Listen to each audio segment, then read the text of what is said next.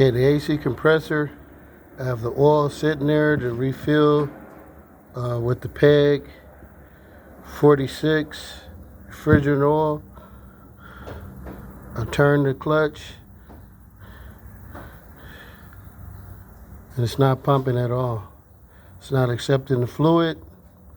Means that pump, the AC compressor, it's no good.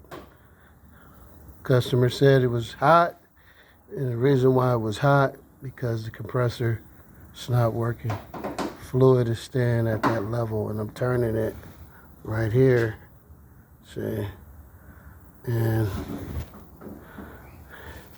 fluid sitting, not going through, not pumping.